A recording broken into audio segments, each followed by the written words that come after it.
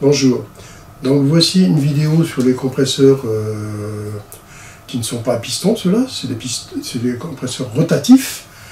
Donc c'est un piston tournant qui lui va comprimer les gaz, il va les aspirer et les comprimer en tournant. Donc c'est un excentrique, une aspiration, un refoulement. Mais contrairement à beaucoup de compresseurs, l'aspiration se fera directement on va dire entre parenthèses, sur la plaque à clapet, dans le creux du piston tournant.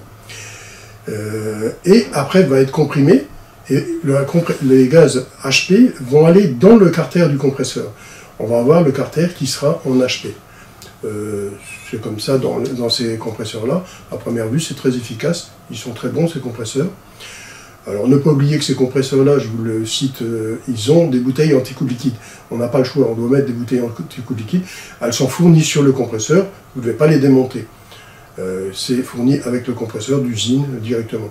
Donc, vous n'avez normalement pas à vous casser la tête, c'est dessus. Il ne faut pas les démonter. Ils sont fragiles avec les coups liquides. Bon, on va commencer la petite vidéo. Donc, voici le compresseur rotatif. Le compresseur rotatif, qu'est-ce qu'il a? Il a ici un piston. Ce piston ne fait pas un mouvement de va-et-vient, il fait un mouvement rotatif. Donc ici, ça sera le stator, cette partie-là, qui, elle, va tourner et va faire bouger cette palette qui est ici. Donc ici, c'est la palette de séparation de la HP et la BP. Donc ici, les gaz vont être aspirés ici, vont être refoulés pour ressortir ici. Alors, contrairement à beaucoup de compresseurs, comme les compresseurs à piston surtout, là, on va aspirer les gaz via ce bloc qui est ici, donc les gaz viennent directement là, sont passés dans le compresseur, ils sont comprimés. Par contre, la HP, elle va rentrer dans le compresseur, elle va ressortir de l'autre côté. Donc, le côté du bobinage sera en côté HP compression. Donc, on aura la BP qui va directement là, et la HP qui rentre dans le compresseur, dans le carter, si on veut, entre parenthèses, pour aller rejoindre qu'on appelle le stator. Et alors ici évidemment cette palette là c'est juste une séparation, et ce compresseur rotatif c'est un piston tournant, donc il va faire ça. On va le voir tout à l'heure, je vais le faire tourner. Donc on va le voir un peu plus loin. Ici on le voit bien, le piston, donc on voit les creux où le gaz rentre dedans et qui va ressortir ici. Donc ça c'est l'axe qui est relié à mon arbre pour tourner. Donc c'est le stator. Donc on voit bien la chambre est assez profonde, hein, vous la voyez. Donc le gaz rentre dedans et va ressortir ici. Voilà, vous voyez le trou qui est ici, ça c'est l'entrée BP. Ici on va le laisser. Donc vous voyez, je fais tourner le rotor. Donc le rotor il tourne, vous voyez la palette, elle bouge comme ça. Et le piston est bien un excentrique, donc il tourne et il va comprimer. Donc il prend les gaz ici, il les compresse pour les emmener là-bas. Donc on va le revoir, il comprime les gaz, vous voyez, il les comprime ici pour les amener ici. Donc il les prend ici, le BP pour les envoyer de l'autre côté. Vous voyez, c'est un piston tournant qui va me comprimer. Alors ici vous avez le stator où le refoulement va sortir. Donc ici le stator est ici, avec ses cosses de branchement. On va le voir aussitôt où elles se branchent, ces cosses. Donc ici, vous avez la flasque où se trouve la fixation du rotor.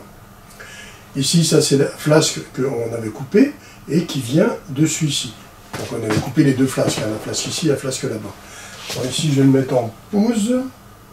Donc ici, je l'ai mis en pause. Alors voici la flasque ici qui vient ici, où ça va être le haut du compresseur. Et ça sera le bas du compresseur, donc ça se relève comme ça. Ici, ça c'est l'aspiration. Alors l'aspiration, elle ne vient pas directement de mon évaporateur, elle vient de ma bouteille anti-coupe liquide qui est ici. Il y a une bouteille anti-coupe liquide qui est toujours avec ses compresseurs. Pourquoi? Parce qu'ils sont fragiles, il faut une bouteille anti-coupe liquide. Donc la bouteille anti-coupe liquide est fournie avec le compresseur, elle est attachée ici.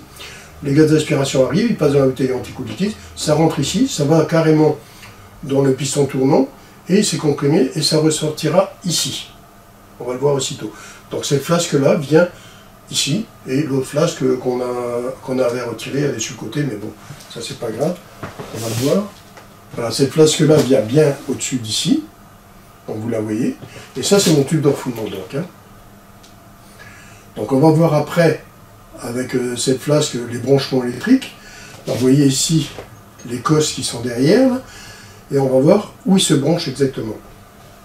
Donc, sur cette flasque-là, vous avez tout le branchement électrique qui va être pris dessus, avec des cosses Faston. Vous allez le voir tout de suite directement. On enlève, voilà. Ici, vous avez les cosses Faston qui sont ici. Et vous voyez, ça se branche là-dessus. Donc ici, on aura les sorties comme tous les compresseurs, avec 3 pins qui sortiront. Donc ça, ces cosses-là se branchent sur le truc. Alors, il faudra faire attention, bien sûr, comme dans tous les roulements de moteur monophasé. Si c'est un monophasé, il faudra faire très attention aux enroulements et qu'ils soient bien branchés. En général, ces compresseurs-là, c'est mono. Jusqu'à présent, je n'ai pas vu de tri. Mais bon, c'est mono, donc il faudra faire gaffe aux enroulements où on les branche pour avoir bien notre commun, notre enroulement de démarrage et notre enroulement principal qui soient bien séparés. Ou run, start et commun. Okay. Donc ici, c'est une petite vidéo sur les compresseurs rotatifs à palette. À palette qui se trouve dans le stator. Puisque la palette ne roule pas, elle reste le stator, c'est que le piston tournant qui nous fait l'aspiration et la compression. Bon, voilà la vidéo terminée, j'espère que ça vous a plu. C'est une vidéo très intéressante pour les compresseurs rotatifs, parce qu'on ne voit pas toujours l'intérieur d'un compresseur rotatif. Bon, il y a d'autres vidéos qui sont sur internet qui sont pas mal, parce que j'en ai vu encore d'autres qui étaient intéressantes aussi, vous pouvez aller regarder aussi. Hein. C'est pas parce que je fais une vidéo qu'il faut regarder que les miennes, il y en a d'autres aussi. Hein. Allez, je vous souhaite une bonne fin de journée, à bientôt. Hein.